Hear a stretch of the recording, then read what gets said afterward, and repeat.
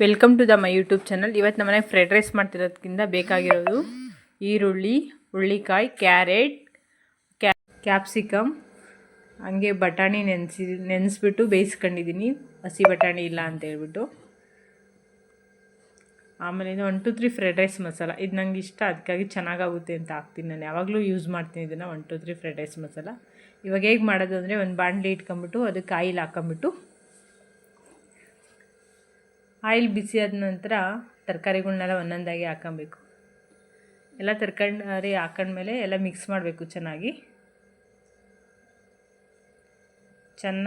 Mix ಮಾಡಿ, ಮತ್ತು roast ಮಾಡಬಾರ್ದು ತರಕಾರಿನ. ಸ್ವಲ್ಪ ಮೀಡಿಯಮ್ ಉರಿ ಇದರಲ್ಲಿ ಬೇಯಿಸ್ಕೋಬೇಕು ತರಕಾರಿನ.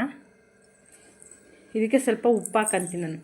ಉಪ್ಪು ಹಾಕೋದ್ರಿಂದ ಸ್ವಲ್ಪ ಬೇಗ ತರಕಾರಿನೂ ಬೇಯುತ್ತೆ, ಹಂಗಾಗಿ ಉಪ್ಪು ಹಾಕೊಂತೀನಿ.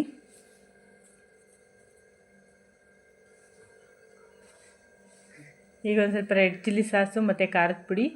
ಈಗ ಸೋಯಾ ಸಾಸ್ ಹಾಕೊಂತೀನಿ. ಒಂದು ಸ್ವಲ್ಪ ಸೋಯಾ ಸಾಸ್ ಹಾಕೊಂಡು ಒಂದು ಸ್ವಲ್ಪ ಮಿಕ್ಸ್ ಮಾಡ್ತೀನಿ ಎಲ್ಲನ. ಆಮೇಲೆ 1 2 3 ಫ್ರೈಡ್ ರೈಸ್ ಮಸಾಲ ಹಾಕ್ತೀನಿ. ಇದು ಎಲ್ಲ ಹಾಕಿ ಚೆನ್ನಾಗಿ ಮಿಕ್ಸ್ ಮಾಡಿ, ಸ್ವಲ್ಪ ಗರಂ ಮಸಾಲ, ಉಪ್ಪು ಆವಾಗಲೇ ಸ್ವಲ್ಪ ಹಾಕಿದ್ದೆ, ಇವಾಗ ಒಂದು ಸ್ವಲ್ಪ ಹಾಕ್ತಾಯಿದ್ದೀನಿ. ಉಪ್ಪನ್ನ ಹಾಕಿ ಸ್ವಲ್ಪ ಮಿಕ್ಸ್ ಮಾಡಿದ್ಮೇಲೆ ರೈಸ್ ಹಾಕ್ಕೊಂಡು ಚೆನ್ನಾಗಿ ಮಿಕ್ಸ್ ಮಾಡ್ತೀನಿ. ಮಿಕ್ಸ್ ಮಾಡಿ ಈಗ ಫೈನಲಾಗಿ ಕೊತ್ತಂಬರಿ ಸೊಪ್ಪು ಮತ್ತೆ ಮಿಕ್ಸ್ ಮಾಡಿ, ಈಗ ನನ್ನ ಮಗಳಿಗೆ ತಗೊಂಡು ಕೊಡ್ತೀನಿ. ಹೆಂಗೈತೆ ಅಂತ ಗೊತ್ತಿಲ್ಲ, ಅವಳನ್ನ ಕೇಳಬೇಕು. ಚೆನ್ನಾಗಿದೆ ಅಂತಿದ್ದಾಳೆ.